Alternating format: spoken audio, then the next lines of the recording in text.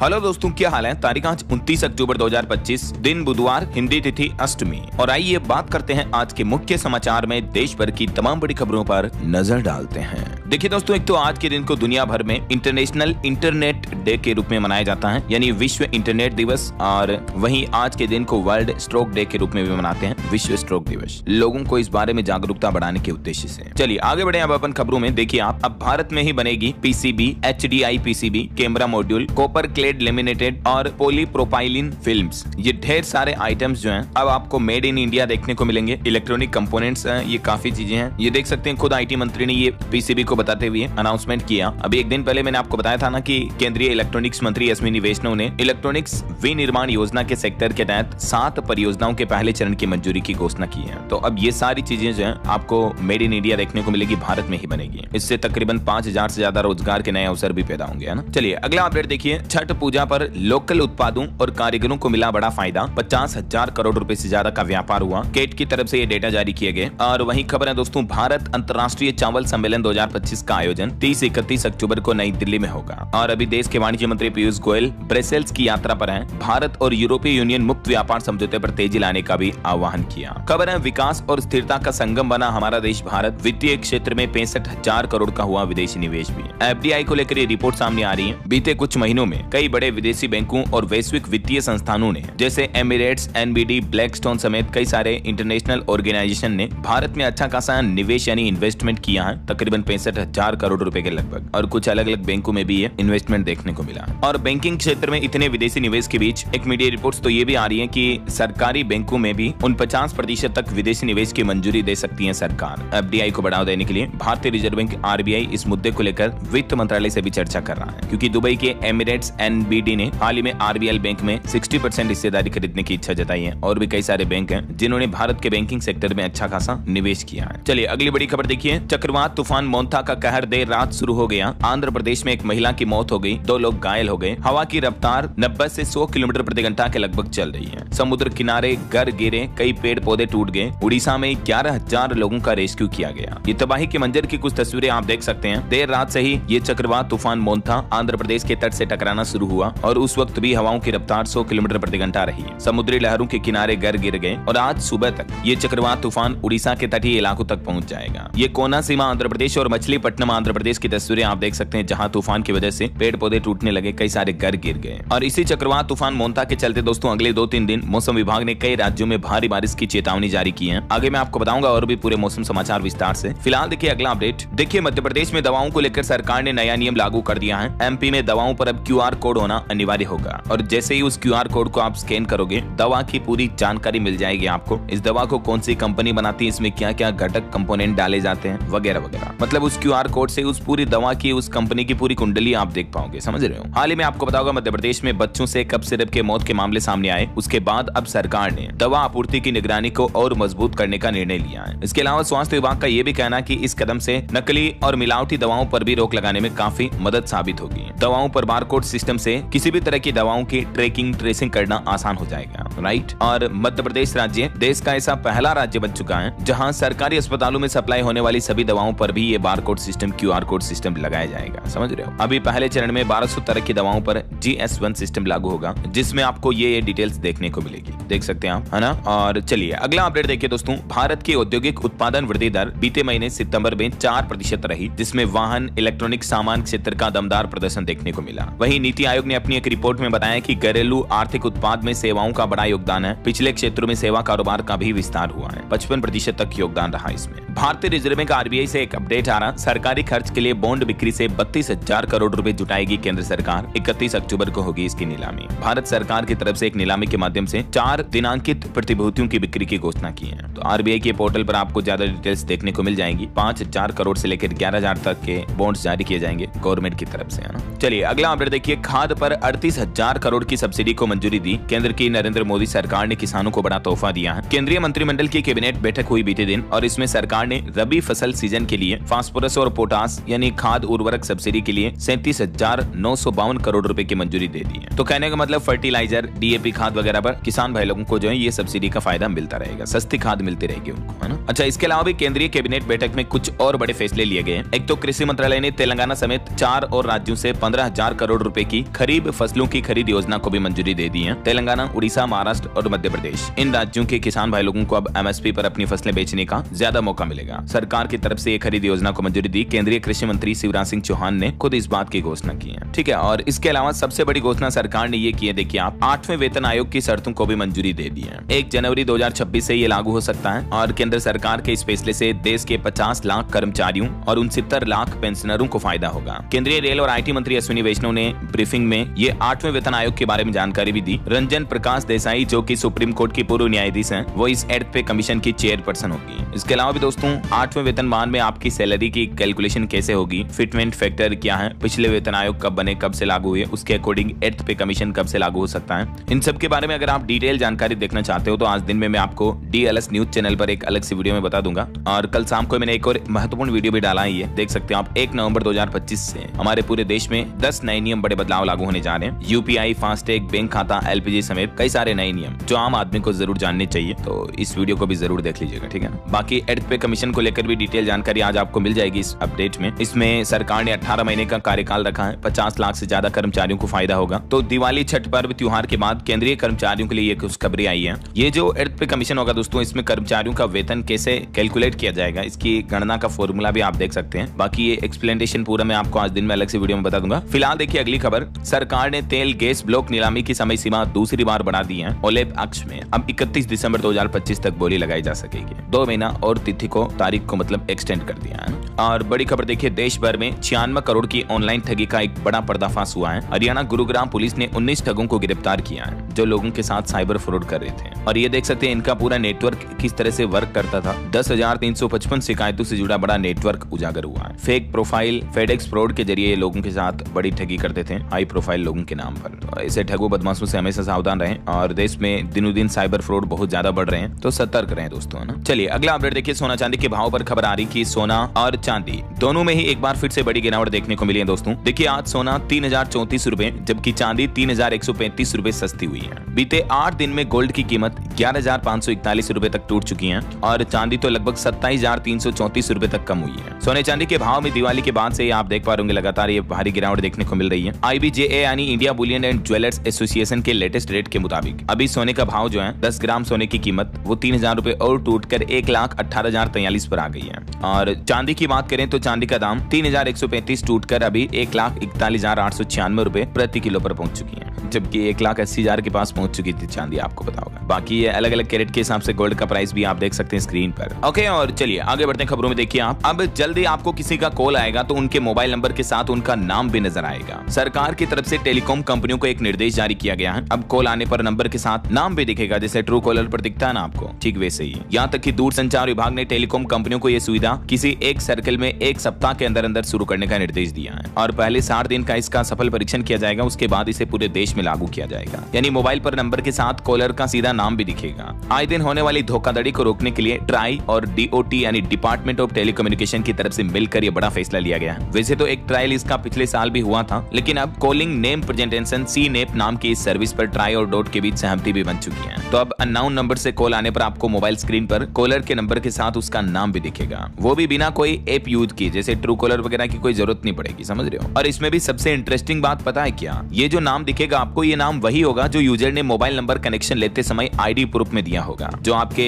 आधार card में या driving licence में जो भी नाम है ना, जिससे आपने सिम कार्ड लिया है, वही एग्जैक्टली नाम दिखेगा। ये डिफॉल्ट सुविधा होगी। अगर कोई यूजर ये सुविधा नहीं चाहता है तो वो इसे डीएक्टिवेट भी करा सकेगा। तो इस सर्विस के लिए फिलहाल टेलीकॉम कंपनियों ने मुंबई हरियाणा सर्किल में पिछले साल भी ट्रायल किया था, अब ये और ट्रायल किया जाएगा। उसके बाद इस सुविधा को पूरे देश में रोल आउट किया जाएगा। फ्रॉड कॉल रोकने के लिए आखिरकार सरकार ये बड़ा कदम उठाने जा रही है और बहुत ही अच्छी पहल है, मैं तो ये कहना चाहूंगा दोस्तों, है कि नहीं। चलिए अगला अपडेट देखिए, एप्पल कंपनी की मार्केट वैल्यू पहली बार $4 ट्रिलियन के पार पहुंच चुकी है, जो कि भारत की जीडीपी के बराबर है। आईफोन 17 की लॉन्चिंग के बाद कंपनी का शेयर 15% तक बढ़ चुका है। IMF की तरफ से ये रिपोर्ट जारी की गई और अभी दुनिया की टॉप 5 वैल्यूएबल कंपनियों में एप्पल भी शामिल हो चुकी है। सबसे नंबर 1 पर है एनवीडिया, फिर माइक्रोसॉफ्ट, फिर एप्पल, फिर गूगल और फिर अमेजन। चलिए खबर आ रही है, दिल्ली में क्लाउड सीडिंग और 4 घंटे बाद भी बारिश नहीं हुई। कृत्रिम बारिश के लिए दिल्ली सरकार ने बादलों के ऊपर केमिकल छिड़काया था, तो उसके बाद आम आदमी पार्टी बोली कि जो 2-3 बादल थे वो भी चले गए, बारिश होना तो दूर की बात। दिल्ली में प्रदूषण को कम करने के लिए क्लाउड सीडिंग का ये दूसरा ट्रायल बीते दिन मंगलवार को किया गया, लेकिन क्लाउड सीडिंग के बाद भी बारिश नहीं हुई, जबकि सरकार ने दावा किया कि ये ट्रायल सफल रहा। राजधानी में बढ़ते पॉल्यूशन के चलते अब सरकार ये कृत्रिम बारिश करवा रही है। चलिए अगली बड़ी खबर देखिए, केंद्र सरकार ने देश भर के सभी राज्य सरकारों को निर्देश दिया और कहा कि एक्स अग्निवीरों को प्राइवेट सिक्योरिटी एजेंसियों में भर्ती कराएं। केंद्र सरकार की तरफ से अभी एक दिन पहले ये ऑर्डर जारी किया,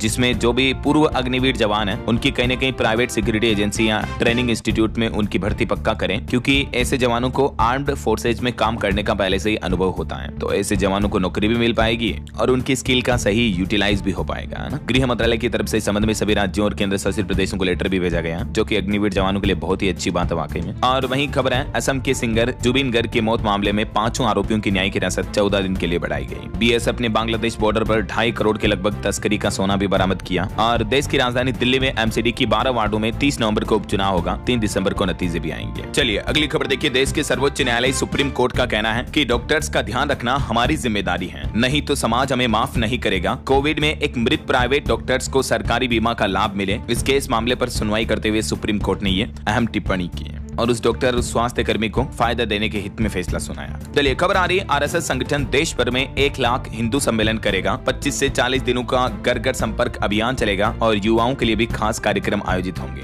राष्ट्रीय स्वयंसेवक आरएसएस की स्थापना के 100 साल पूरे होने के मौके पर ये हिंदू सम्मेलनों का आयोजन किया जाएगा। आरएसएस की तरफ से ये प्लान बनाया गया 30 अक्टूबर से ही। और वहीं खबर है, सरकारी जगहों पर आरएसएस शाखा और बैन के आदेश पर स्टे लगा। कर्नाटक हाईकोर्ट के आदेश को कर्नाटक की सिद्धारमैया सरकार डिवीजन बेंच में अब चुनौती देगी। हाल ही में कर्नाटक सरकार के उस आदेश पर हाईकोर्ट ने रोक लगा दी है, जिसमें मतलब कर्नाटक गवर्नमेंट ने बिना परमिशन सरकारी जगहों पर आरएसएस की शाखा वगैरह लगाने का नियम बनाया था और इस पर बैन लगाया था, लेकिन अब हाईकोर्ट ने इस फैसले पर फिलहाल स्टे लागू कर दिया। और वहीं देखिए दोस्तों, बीते दिन 2 और बसों में आग लगने की बड़ी घटनाएं देखने को मिली हमारे देश में। देखिए, एक तो देश की राजधानी दिल्ली में एयरपोर्ट के टर्मिनल 3 पर बस में आग लग गई। एयर इंडिया का विमान भी इसके काफी नजदीक ही खड़ा था, ये वीडियो फुटेज में भी आप देख सकते हैं। हालांकि ये बस खाली थी तो किसी के घायल होने की खबर नहीं है, लेकिन इसके कितना नजदीक विमान था जो आग पकड़ सकता था। इसका फ्यूल ईंधन अगर आग पकड़ लेता तो कितना भयानक हादसा हो सकता था और कितना बड़ा नुकसान भी पहुंच सकता था, राइट। लेकिन जल्दी आग बुझाने वाली फायर ब्रिगेड की टीम आ गई और कोई नुकसान नहीं हुआ, ये अच्छी बात है। इसके अलावा एक और बस में आग लगने की घटना देखी गई राजस्थान के जयपुर में। हाई टेंशन लाइन से बस में आग लग गई और बताया जा रहा है कि इस बस में गैस सिलेंडर भी पड़े थे, उनमें भी ब्लास्ट हो गया। तो इस घटना में 2 लोगों की मौत हो गई, 10 से ज्यादा झुलस गए। इस घटना से जुड़े चश्मदीद लोग बोले कि ड्राइवर और कंडक्टर जिम्मेदार हैं इस बड़ी दुर्घटना के लिए। आए दिन आपको पता होगा हमारे देश में बसों में आग लगने की घटनाएं काफी ज्यादा देखने को मिल रही है, जो कि बड़ी चिंता की बात है और सरकारों को इस पर सीरियसली ध्यान देना चाहिए। बीते 15 दिन में हमारे देश में तकरीबन 4-5 बड़ी आग की घटनाएं हुई, जिसमें कई यात्री जिंदा जल गए, राइट। चलिए अगला अपडेट देखिए, इंडियन एयरफोर्स को मिलेंगे 6 नए रिफ्यूलिंग विमान। फाइटर जेट्स में हवा में ही फ्यूल भरा जा सकेगा। इजराइल से 8,000 करोड़ की डील पूरी होने की संभावना है जल्दी, और इससे हमारी इंडियन एयरफोर्स की ताकत और बढ़ेगी, है ना।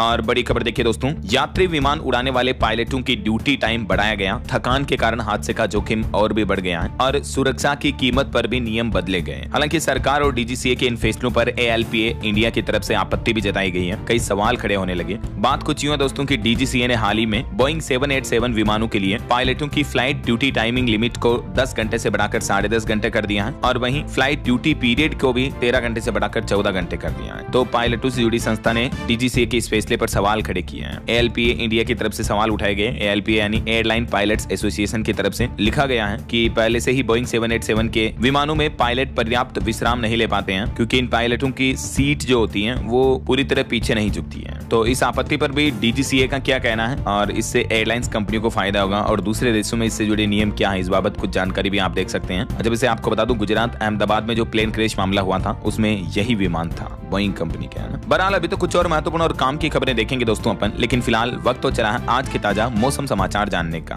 और हाँ, एक छोटी सी रिक्वेस्ट आपसे ये है कि अगर आप डीएलएस न्यूज चैनल से अभी तक भी जुड़े नहीं हो तो जुड़ जाइए, चैनल को सब्सक्राइब करके बेल आइकन जरूर दबा दीजिएगा और इस वीडियो पर एक लाइक और शेयर भी जरूर कर देना, ताकि आपको रोजाना की ताजा खबरें, महत्वपूर्ण मुख्य समाचार, काम के न्यूज अपडेट सबसे पहले आपके मोबाइल पर मिलते रहेंगे। ओके, और चलिए बिना टाइम वेस्ट किए सीधा आगे बढ़ते हैं मौसम अपडेट में। तो देखिए चक्रवात तूफान अपनी दस्तक दे चुका है। मोन्था आंध्र प्रदेश तट से टकराया। अब ये आज सुबह सुबह उड़ीसा पहुंच जाएगा अर्ली मॉर्निंग। चक्रवाती तूफान मोन्था को लेकर बंगाल में भी हाई अलर्ट जारी हुआ। कई राज्यों के कई जिलों में 31 अक्टूबर तक भारी बारिश की चेतावनी जारी हुई। साइक्लोन मोन्था को लेकर रेलवे ने भी अलर्ट जारी किया। 32 से ज्यादा ट्रेनें भी कैंसिल हुई। रेल मंत्री अश्विनी वैष्णव की तरफ से रेलवे की तैयारियों की समीक्षा भी की गई। जैसे ही ये तूफान मोन्था आंध्र प्रदेश के नजदीक पहुंचा, काकीनाडा के पास खतरा बढ़ने लगा। सरकार ने कहा कि सतर्क रहें, सभी तटीय इलाके भी हैं। तमिलनाडु में भी चक्रवाती तूफान मोन्था से मौसम प्रभावित हुआ। ट्रेन सेवाओं पर भी असर दिखा। अरब सागर में बना डिप्रेशन, जिसके चलते गुजरात और मध्य प्रदेश जैसे राज्यों में भी बेमौसम भारी बारिश के आसार बने रहेंगे। और चक्रवात मोन्था ने भी अभी और गंभीर रूप ले लिया है। 100 किलोमीटर प्रति घंटा की रफ्तार से आंध्र प्रदेश के तट से टकरा रहा है। इधर उत्तर प्रदेश में भी चक्रवात तूफान मोन्था का भारी असर दिख रहा है। कई जिलों में जमकर बरसात हुई। आज बुधवार को भी मूसलाधार बारिश की चेतावनी है यूपी के कई जिलों में। उत्तर प्रदेश के 20 से ज्यादा जिलों में 29-30 अक्टूबर को बेतहाशा बारिश होगी। इस दरमियान 40 किलोमीटर प्रति घंटा की रफ्तार से तूफानी हवाएं भी चलेगी। मौसम विभाग की तरफ से लेटेस्ट चेतावनी जारी की गई है। कुछ और राज्यों के मौसम की स्थितियां देखिए। झारखंड में 4 दिन भारी बारिश का अलर्ट रहेगा। बंगाल की खाड़ी में बने चक्रवाती सिस्टम का ही असर दिखेगा। हरियाणा राज्य में भी आज दिन भर बादल छाए रहेंगे। तो वहीं पूरे छत्तीसगढ़ में 29-30 अक्टूबर को भी बारिश की संभावना है। बंगाल के लो प्रेशर एरिया की वजह से ये प्रभाव दिखेगा। और पहाड़ी राज्य उत्तराखंड के भी 4 जिलों में आज भारी बारिश की चेतावनी। सुबह शाम ठंड भी महसूस होने लगी। पहाड़ों पर बारिश हुई तो और ज्यादा गिरेगा पारा। और उत्तराखंड के धराली में देखिए अब एक नई आपदा आई। सदमे में है पूरा गांव। अपनों को खोने वाले लोग डिप्रेशन झेलते हैं। काउंसलिंग जारी। एक व्यक्ति ने तो जान भी दे दी। हाल ही में कुछ दिनों पहले उत्तराखंड के धराली में जो पहाड़ से लाखों टन मलबा आया था, उसमें 68 लोग अभी भी लापता हैं और इनके जिंदा होने की उम्मीद में कई लोग इंतजार कर रहे हैं। और इस वजह से यहाँ के लोग डिप्रेशन तनाव में भी जा रहे हैं। अब ये नई आपदा देखने को मिल रही है। देखिए जरा इधर पहाड़ी राज्य हिमाचल प्रदेश में देखिए दोस्तों, मौसम सुहावना हुआ। देश भर से पहाड़ों पर पहुंच रहे टूरिस्ट। 2 नवंबर तक खिलेगी धूप। सामान्य के आसपास रहेगा तापमान। बाकी और भी अगले 24 घंटों के दौरान देश भर में मौसम की संभावित गतिविधियां क्या रह सकती हैं। तूफान की वजह से आंध्र प्रदेश तट तेलंगाना में भारी बारिश की संभावना है। इधर उड़ीसा, विदर्भ, उत्तर कोंकण, गोवा, दक्षिण गुजरात में भी हल्की फुल्की बारिश हो सकती है। वहीं तमिलनाडु, लक्षद्वीप में भी बारिश की संभावना है।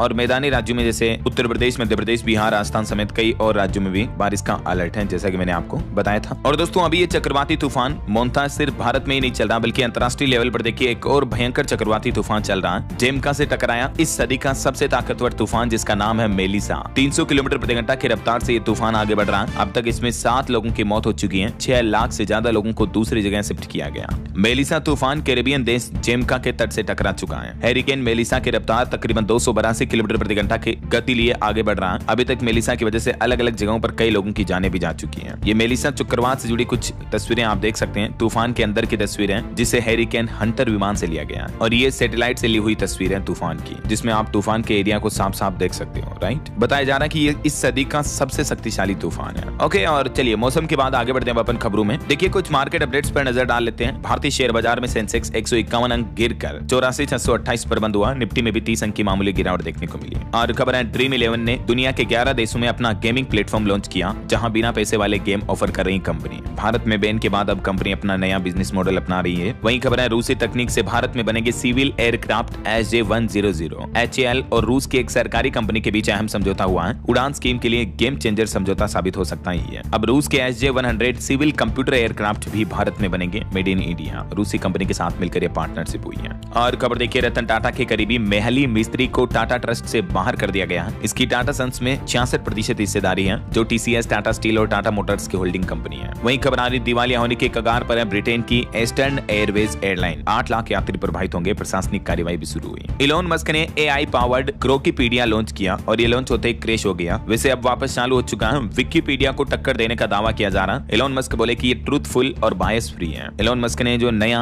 विकिपीडिया की तरह AI powered knowledgeable platform launch किया, ग्रोकीपीडिया। ये देख सकते हैं आप, इसका होम पेज और इंटरफेस कुछ यूं होगा। चलिए अगला अपडेट देखिए। अमेज़न कंपनी 30,000 कॉर्पोरेट कर्मचारियों को नौकरी से बाहर निकाल रही है। HR और ऑपरेशन से जुड़े लोग इसमें शामिल हैं। महामारी के दौरान ओवर हायरिंग हुई थी, कंपनी का कहना है। यही वजह है कि अब AI वगैरह की वजह से जॉब्स जा रही है। और ई-कॉमर्स कंपनी अमेज़न अपने लगभग 30,000 कर्मचारियों को फायर कर रही है। और खबर आ रही स्वच्छ ऊर्जा से देश को रोशन करने में अदानी ग्रीन सबसे आगे निकला। फाइनेंशियल ईयर 2026 की पहली छमाही में 39% तक बिक्री बढ़ी है। यही वजह है कि अदानी ग्रीन का मुनाफा भी 25% बढ़कर 644 करोड़ तक पहुंचा। और निवेशकों के लिए अपडेट मैंने आपको बताया था, सरकार 32,000 करोड़ रुपए के बॉन्ड्स बेच रही है। नीलामी 31 अक्टूबर को होगी। निवेशकों के लिए ये सेफ इन्वेस्टमेंट का एक तरह का मौका है, क्योंकि गवर्नमेंट बॉन्ड में निवेश करना सबसे सेफेस्ट माना जाता है। RBI के ऑनलाइन पोर्टल या बैंक पोस्ट ऑफिस के जरिए आप भी निवेश के लिए आवेदन कर सकते हैं। और बैंक हॉलीडे पर खबर आ आ रही अगले महीने नवंबर में लगभग 11-12 दिन बैंक बंद रहेंगे। 5 तो रविवार आएंगे, 2 शनिवार होंगे, सेकंड 4 सैटरडे छुट्टी रहती है। इसके अलावा भी अलग अलग जगहों पर 4 दिन बैंकों में कामकाज नहीं होगा, कुछ फेस्टिवल वगैरह की वजह से, ठीक है ना, जैसे गुरु नानक जयंती वगैरह के त्योहार आएंगे। तो ये कंप्लीट लिस्ट आप देख सकते हैं नवंबर में कब कब बैंक बंद रहने वाले, किन किन राज्यों में किस वजह से। बाकी नवंबर के न्यू रूल्स, नए नियम तो मैंने आपको बताया, डीएलएस न्यूज चैनल पर जाकर आप देख लेना, ये आज की खबरें समाप्त होने के बाद, ठीक है। चलिए फिलहाल आगे बढ़ते हैं खबरों में। देखिए आप, छठ महापर्व पूजा के आखिरी दिन उगते सूरज को अर्घ्य दिया गया। दिल्ली में 1300 घाटों पर स्नान हुआ। ऑस्ट्रेलिया, अमेरिका समेत दुनिया भर में ये पूजा देखी गई। वहीं खबर है अयोध्या राम मंदिर का ध्वज आंधी तूफान में भी लहराता रहेगा। 360 डिग्री घूमेगा ये। पीएम मोदी 25 नवंबर को ये ध्वज को फहराएंगे। 10,000 मेहमान बुलाए गए, 3,000 रूम भी बुक किए गए। और खबर देखिए, उत्तराखंड में केदार सभा के अध्यक्ष बोले कि इस धाम को पर्यटन से ना जोड़ें, मान्यताओं के साथ खिलवाड़ हो रहा। 60% लोग सिर्फ वीडियो बनाने आते हैं, उन्होंने ये आरोप भी लगाया। केदारनाथ धाम के कपाट वैसे तो शीतकालीन सत्र के लिए बंद हो चुके हैं और इस साल स्थानीय लोगों के साथ व्यापारियों को भी 400 करोड़ से ज्यादा का फायदा हुआ है। और खबर देखिए, बागेश्वर धाम के पंडित धीरेन्द्र कृष्ण शास्त्री के ऑनलाइन इंटरनेट पर कुछ डीप फेक वीडियो वायरल हो रहे हैं, जिसमें एक में वो हवा में उड़ते हुए दिखते हैं, एक वीडियो में अमेरिकी पुलिस उनको पकड़ते हुए दिखती है। वो बोले कि विदेशी IT टीमें पीछे लगी हैं, बदनाम करना चाहते हैं मुझे। ये कुछ वीडियोज की फुटेज भी आप देख सकते हैं। वहीं देखिए, मध्य प्रदेश में छतरपुर में महाशिवरात्रि पर बागेश्वर धाम में होगा 300 बेटियों का विवाह है। गुरु शिष्य मिलन कार्यक्रम में पंडित धीरेन्द्र कृष्ण शास्त्री ने घोषणा की, बोले कि जब हिंदू बचेगा तभी हिंदुस्तान बचेगा।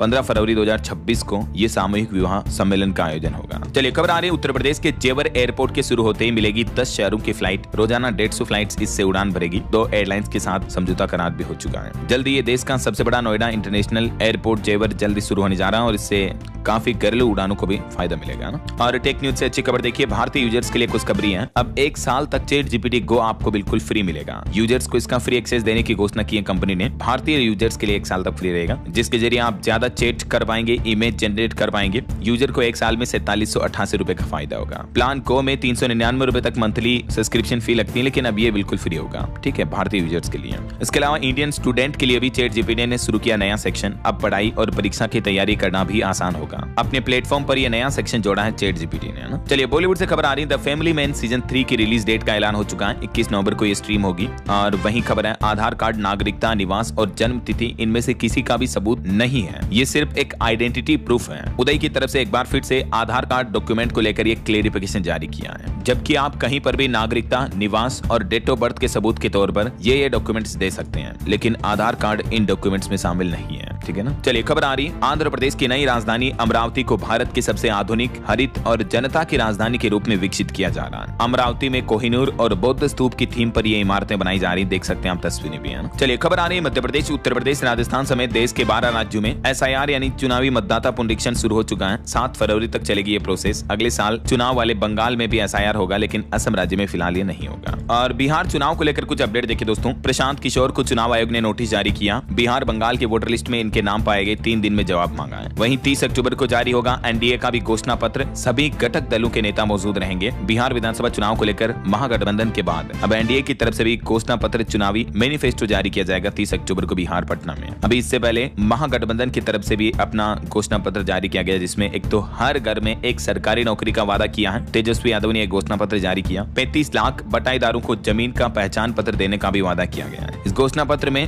कुछ डिटेल्स आप देख सकते हैं। तेजस्वी के प्रण नाम से यह घोषणा पत्र जारी किया गया, जिसमें महिलाओं के लिए क्या क्या बड़ी घोषणाएं की गई, युवाओं के लिए, गरीबों के लिए, किसान भाई लोगों के लिए, इंफ्रास्ट्रक्चर के लिए। और तेजस्वी ने ये 5 फ्रीबीज के भी अनाउंसमेंट किए। हर परिवार को 200 यूनिट बिजली फ्री मिलेगी, प्रतियोगिता परीक्षाओं के फॉर्म बिल्कुल फ्री होंगे, 25 लाख तक का स्वास्थ्य बीमा फ्री होगा, वगैरह वगैरह। तो ये कहने का मतलब महागठबंधन की तरफ से इलेक्शन मैनिफेस्टो जारी किया गया और NDA भी 30 तारीख को कल जारी कर देगा। तो महागठबंधन के घोषणा पत्र में पुरानी पेंशन और वक्फ कानूनों को लेकर भी बातचीत की गई, जिसमें कहा गया कि हमारी सरकार आई तो पुरानी पेंशन स्कीम को वापस लागू किया जाएगा और वक्फ कानून संशोधन को निरस्त किया जाएगा। इस बीच इधर बिहार के मुख्यमंत्री नीतीश कुमार ने भी एक और बड़ी घोषणा की। बिहार में स्थापित होंगे AI व सेमीकंडक्टर इकाइयों के क्लस्टर भी। और उत्तराखंड के मुख्यमंत्री पुष्कर सिंह धामी भी कल 30 अक्टूबर को बिहार आएंगे, 2 जनसभाओं को संबोधित करेंगे। आज मुख्यमंत्री योगी आदित्यनाथ भी 29 अक्टूबर को बिहार बक्सर में जनसभा करेंगे और गृह मंत्री अमित शाह भी बिहार के दरभंगा अलीनगर में जनसभा करेंगे आज 29 तारीख को। मध्य प्रदेश के मुख्यमंत्री डॉक्टर मोहन यादव का भी आज 29 अक्टूबर को ये बिहार दौरा होने जा रहा। तो कहने का मतलब चुनावी तैयारियों का जनसभाओं का माहौल जोरों शोरों से चल रहा है, राइट। और कुछ इंटरनेशनल न्यूज अपडेट देखिए दोस्तों। अमेरिकी राष्ट्रपति डोनाल्ड ट्रंप को नोबेल के लिए नॉमिनेट करेगा जापान। ट्रंप ने पीएम तकाइची से मुलाकात की। दोनों देशों के बीच ट्रेड और सिक्योरिटी को लेकर भी बातचीत हुई।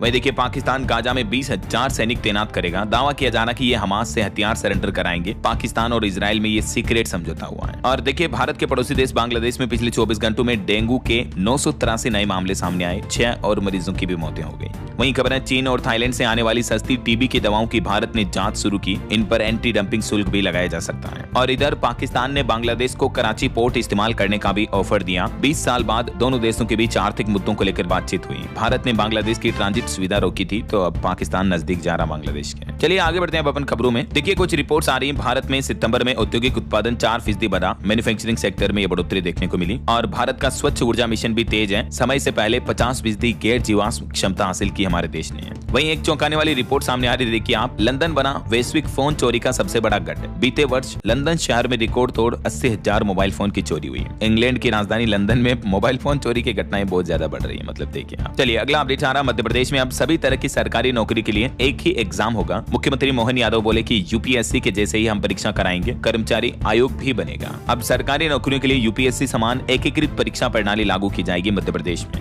एमपी सरकार ये प्लान कर रही है और 3 साल में 20,000 पद भरे जाएंगे। 3 साल में पुलिस भर्तियां भी पूरी होगी। ये कुछ बड़े अनाउंसमेंट किए गए मोहन यादव ने। चलिए खबर आ रही है उत्तर प्रदेश में बनेंगे 8 नए एक्सप्रेसवे। 30 जिलों को होगा फायदा। कुछ पर काम भी शुरू हो चुका है। वहीं उत्तर प्रदेश में बड़े पैमाने पर आईएएस अधिकारियों के तबादले किए गए। 46 से ज्यादा को इधर से उधर किया। उत्तराखंड राज्य स्थापना रजत जयंती समारोह के दिवस के रूप में मनाया जाएगा। 9 दिन तक मनेगा सांस्कृतिक उत्सव। हिमालय कला और संस्कृति भी दिखेगी। 1 नवंबर की सुबह इस उत्सव की शुरुआत होगी। अलग अलग राज्यों की झांकियां और झलकियां देखने को मिलेगी इसमें आपको, है ना। और उत्तराखंड के मुख्यमंत्री पुष्कर सिंह धामी ने शारदा कॉरिडोर परियोजना की समीक्षा भी की। 3300 करोड़ से बदलेगा 200 वर्ग किलोमीटर का नक्शा। इधर देखिए हिमाचल के मुख्यमंत्री सुखविंदर सिंह सुक्खू बोले कि सीबीएसई स्कूलों के अध्यापकों का बनेगा अलग कैडर। ममलीग बनेगी तहसील भी। वहीं खबर आ रही सुखोई 30 के बाद अब राफेल लड़ाकू जेट में उड़ान भरेगी राष्ट्रपति द्रौपदी मुर्मू। अंबाला एयरबेस का दौरा भी करेंगी। दरअसल आज 29 अक्टूबर को अंबाला वायुसेना स्टेशन का दौरा करने जा रही राष्ट्रपति मुर्मू और इसी दरमियान वो फाइटर जेट राफेल में उड़ान भरेगी। बीते दिन भी राष्ट्रपति ने ISA के 8वें सत्र का उद्घाटन किया और कहा कि जलवायु परिवर्तन से निपटने के लिए भारत दृढ़ संकल्पित है।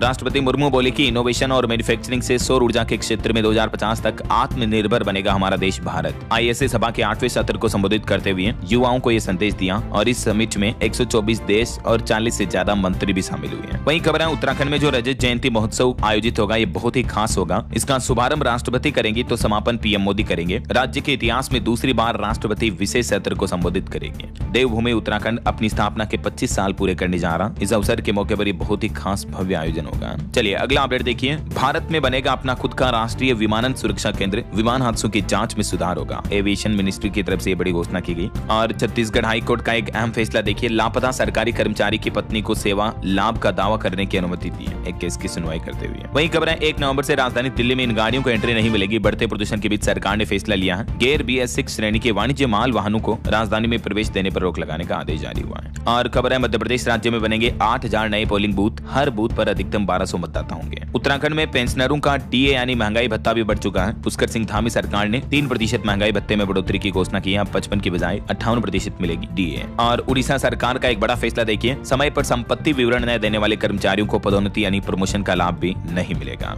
यूपी के कुछ अपडेट देखिए दोस्तों। उत्तर प्रदेश में युवाओं के लिए सुनहरा मौका है। मुख्यमंत्री ग्रामोद्योग रोजगार योजना से मिलेगा 10 लाख रुपए तक का लोन। इस ऑनलाइन पोर्टल पर आवेदन कर सकते हैं और ज्यादा जानकारी आपको मिल जाएगी। और वहीं देखिए दोस्तों एक खास पहल। उत्तर प्रदेश में अब विद्यालयों के परिसरों में शिफ्ट होंगे बाहर चल रहे आंगनबाड़ी केंद्र। सभी जिलों से इस संबंध में रिपोर्ट भी मांगी गई। उन्हें अब विद्यालय स्कूल के बिल्डिंग में शिफ्ट किया जाएगा ना। और उत्तर प्रदेश में परिसरीय विद्यालयों में 3288 विज्ञान गणित के टीचर बनेंगे कौशल शिक्षक। नवंबर से ही ट्रेनिंग यानी प्रशिक्षण अभियान भी शुरू होने जा रहा है यूपी में। वहीं मुख्यमंत्री योगी आदित्यनाथ ने एक और निर्देश जारी किया। अयोध्या में अनियोजित प्लाटिंग और बसावट पर रोक लगेगी। प्रदेश की आध्यात्मिक राजधानी के रूप में इसको विकसित किया जाएगा। तो मतलब अब निर्माण वगैरह सब कुछ नक्शे के अकॉर्डिंग और सरकारी प्लानिंग के अकॉर्डिंग किया जाएगा ना। चलिए आगे बढ़ते हैं। कुछ और अपडेट्स देख लेते हैं फटाफट से। देखिए आप, दिल्ली मेट्रो के मौजपुर मजलिस पार्क कॉरिडोर को मिलेगा प्रतिष्ठित ICI पुरस्कार। पीएम मोदी आज 29 अक्टूबर को मुंबई में मेरी टाइम लीडर्स कॉन्क्लेव को संबोधित करेंगे। और पीएम पर छपी किताब the Modi story reflection on leadership and life Amazon पर लाइव हो चुकी है। आप बाय कर सकते हैं इसे। और वहीं आने वाले 25 नवंबर को अयोध्या राम मंदिर में श्रद्धालुओं को दर्शन करने की अनुमति भी नहीं होगी। सिर्फ आमंत्रित लोगों को ही मौका मिलेगा। 8000 लोगों को आमंत्रित किया गया क्योंकि इस दिन ध्वजारोहण किया जाएगा राम मंदिर पर, है ना। और खबर है कोलकाता मेट्रो का डिजिटल अपग्रेड अपग्रेड हुआ। अब मोबाइल ऐप से ही आप टिकट बुकिंग और यात्रा कर पाएंगे। केंद्र सरकार ने नागालैंड राज्य को SDRF की दूसरी किस्त के रूप में 20 करोड़ रुपए की अग्रिम राशि जारी करने की मंजूरी दे दी है। देश के परिवहन मंत्री नितिन गडकरी ने जन केंद्रित बुनियादी ढांचे पर जोर दिया। देश भर में 670 सड़क किनारे सुविधाएं विकसित की गई।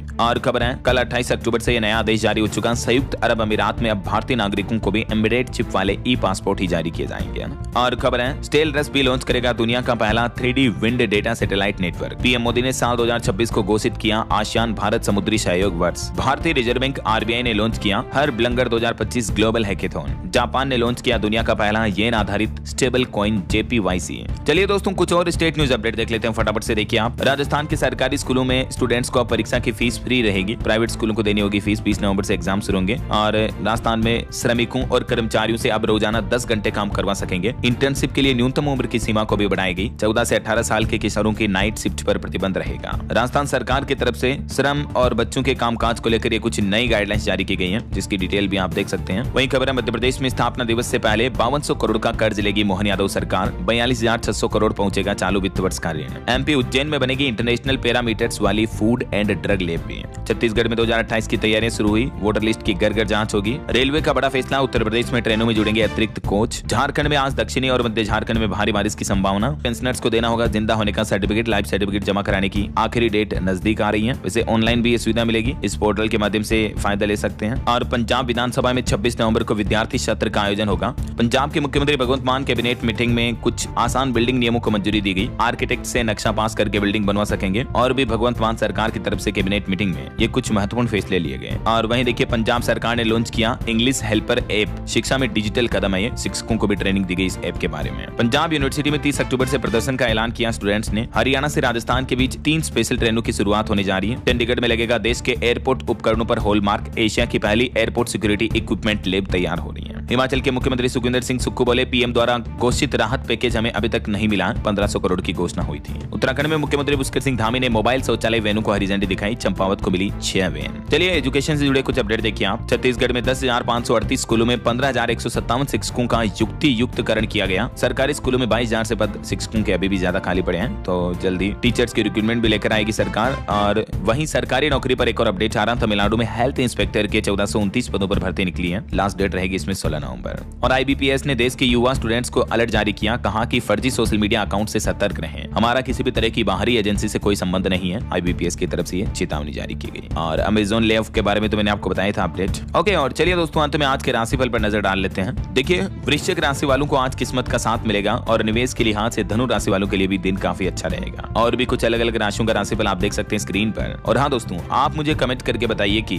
हाल ही में सरकार की तरफ से हमारे देश में जनगणना किस साल किस महीने से शुरू करने की घोषणा की है। कमेंट में बताइए। सही जवाब देने वाले लोगों को रैंडमली सेलेक्ट होने पर DLS न्यूज टीम की तरफ से एक शानदार सरप्राइज गिफ्ट जीतने का मौका मिलेगा। और इसी के साथ ही अगर आपको वीडियो अच्छा लगा तो इसे लाइक करना, शेयर भी करना। DLS न्यूज चैनल को सब्सक्राइब करके बेल आइकन जरूर दबा देना, रोजाना ऐसी इन्फॉर्मेटिव जानकारियां, महत्वपूर्ण समाचार देखते रहने के लिए। ओके, ख्याल रखिएगा अपने आप का, अपने परिवार का। मिलेंगे अगले नेक्स्ट अपडेट में। तब तक के लिए जय हिंद, जय भारत, वंदे मातरम।